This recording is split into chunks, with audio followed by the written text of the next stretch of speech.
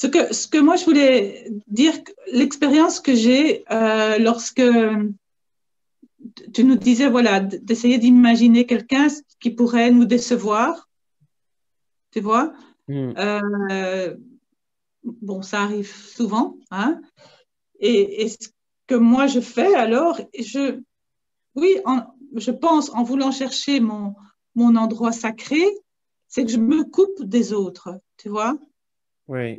Voilà, je suis déçue, donc je coupe, je me promène dans la nature, je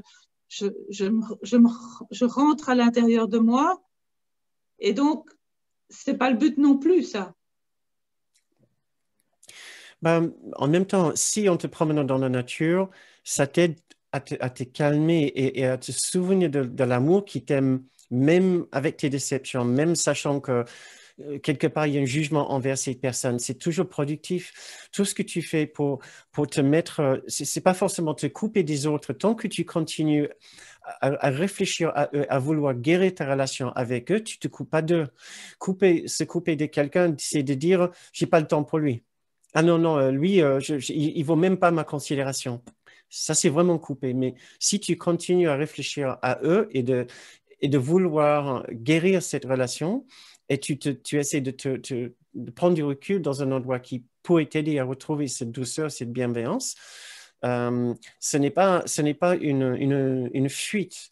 Maintenant, j'admets que des fois, nos émotions ou notre déception peut être si grande que nous ne voulons plus nous trouver dans la compagnie de certaines personnes qui nous déçoivent, puisque nous allons trahir notre envie de bienveillance. Ça, c'est aussi compréhensible tant que nous restons conscients de notre objectif de bienveillance et de douceur et de pardon. Même si nous échouons, nous sommes toujours sur le chemin. C'est quand nous prétendons d'avoir pardonné que nous ne sommes plus sur le chemin. Mais tant que nous restons conscients que nous n'y sommes pas et que nous aimerions bien y être, mais on n'y arrive pas, il n'y a pas de problème. C'est une étape tout à fait normale.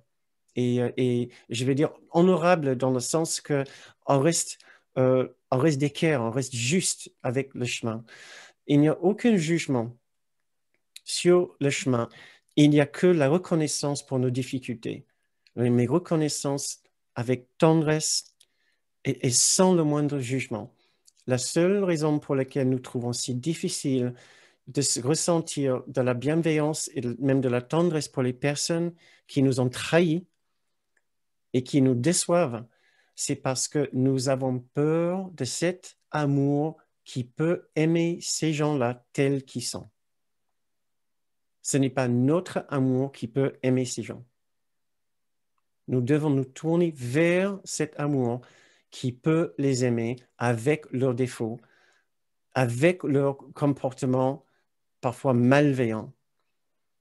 Mais moi, en tant que mon individualité, je ne peux pas le faire puisque dans mon individualité, ma particularité, j'ai mes sensibilités. Je veux qu'ils respectent ma particularité, ma personne, mon être, l'intégrité de tout ce que je suis, tout ce que je pense être. Donc, moi, en tant que ma particularité, je ne peux pas avoir cette vision et ce ressenti de bienveillance.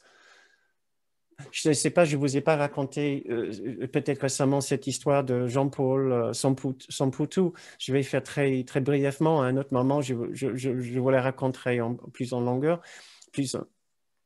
Vous pouvez trouver la conférence où il a partagé cette histoire dans les Journées du Pardon sur YouTube. Il s'appelle Jean-Paul Samputu, Samputou. Je ne sais pas si quelqu'un pourrait peut-être me le noter sur le fil de chat. Jean-Paul Samputu, Journée du Pardon. J'étais là et c'était une histoire absolument incroyable. Pour faire bref, il est rwandais, une rescapée du génocide en Rwanda.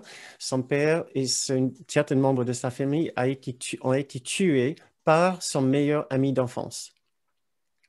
Par son meilleur ami, mais un ami d'enfance. Merci, Pat. Tellement il était fou de douleur, de manque, de tristesse, de trahison, d'abandon, de colère, il s'autodétruisait. Et ses amis lui disaient que tu détruis. Et il était plongé dans la drogue, dans l'alcool, hein, et il s'autodétruisait littéralement. Un jour, dans un acte de désespoir, parce qu'il n'était pas religieux, il a crié à Dieu, si tu sais pardonner, il va falloir que toi tu fasses parce que moi je ne sais pas faire. Moi je ne peux pas pardonner. Vincent, il s'appelait, son meilleur ami. Si toi tu sais le faire, je t'écouterai et tu pardonneras pour moi, puisque moi je ne peux pas le faire.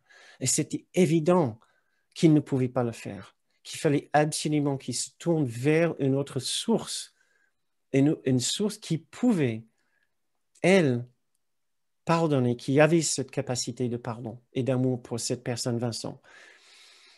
Jean-Paul a pu accepter ce qu'il a ressenti comme une affirmation de cet amour qui existait, de ce pardon qui était là.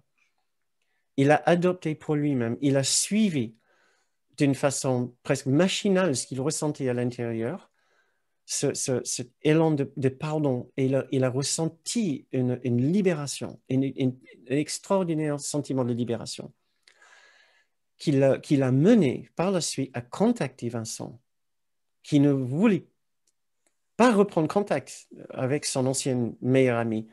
Il était rempli de chagrin et de regret pour ce qu'il avait fait. Et par la suite, ils ont fait des choses assez miraculeuses. Ils ont fait un tour de Rwanda pour parler de la réconciliation. Mais c'était tellement frappant que nous ne sommes, dans cette histoire, que nous ne sommes pas tout seuls capables de pardonner de cette façon les personnes que nous trouvons particulièrement difficiles à pardonner.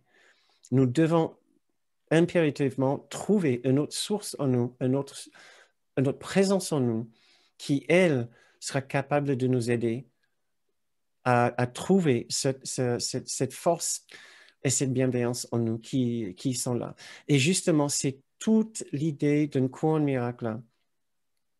Quand on se quitte littéralement, je quitte ma particularité pour aller vers une source d'amour que nous appelons le Saint-Esprit ou Jésus ou par un autre nom, pour devenir fusionnel avec un autre amour qui n'est pas nous, parce que nous ne pouvons pas atteindre l'unité de cet amour d'unité tout seul. Moi, ce que je suis la définition de la séparation, de la dualité. Je suis un symbole de la dualité, de la séparation. Je ne peux pas atteindre l'amour de l'unité. Il faut que je me quitte et que j'aille là-bas, vers cet amour. En fait, avec tout ça, je ne t'ai pas demandé si je répondais à ta question, à ton interrogation. Oui. Mais à un autre moment, si tu veux, on peut en parler, parce que j'ai l'impression qu'il y a encore, je n'ai pas encore trouvé le truc. Et peut-être il y a certaines personnes en particulier qui te bloquent et qui vous bloquent en général, les autres qui sont ici. Et j'ai aussi une petite sous-note que je me suis mis dans mon fichier ce soir, c'est de vous donner un petit avertissement que ce genre de libération, ce genre de pardon, de déception des autres ne va pas venir forcément facilement, parce que justement, c'est ce genre d'amour, acte de pardon qui nous propulse vers cet amour. Mais dans cet amour, notre particularité n'est plus présente. Notre particularité est tissée de sensibilité, de vulnérabilité, de fragilité, de besoins et d'attentes. Littéralement, c'est la fabrique de la conscience individuelle et de la particularité. Donc, dès que nous entamons une démarche d'aller vers cet amour qui aime pointe à la ligne, nous allons rencontrer une certaine résistance puisque notre particularité, notre individualité n'est plus respectée dans cet amour, n'est plus reconnue. Comment aimer quelqu'un qui ne me respecte pas moi? On peut se dire, non, mais comment tu veux que j'aime, que j'ai de la bienveillance envers cette personne? Lui, il s'en fiche complètement de moi. Mais justement, Justement, on s'en fout de comment il me voit moi. On s'en fout complètement. Il ne me connaît même pas. Il ne peut même pas savoir qui je suis. Il ne sait même pas qui il est. Il voit une image de moi. Si moi, je prends personnellement sa façon de me regarder, sa façon de me traiter, je suis en train de renforcer notre position dans la dualité, que je suis un être vulnérable et fragile, sans aucune source intérieure ou aucune stabilité avec l'unité, et je renforce cette même idée dans son esprit. Donc, on est juste deux esprits particuliers en compétition et en conflit. Mais ça, c'est vraiment... euh, je dois vraiment laisser ça pour toute une autre séance à ce moment-là.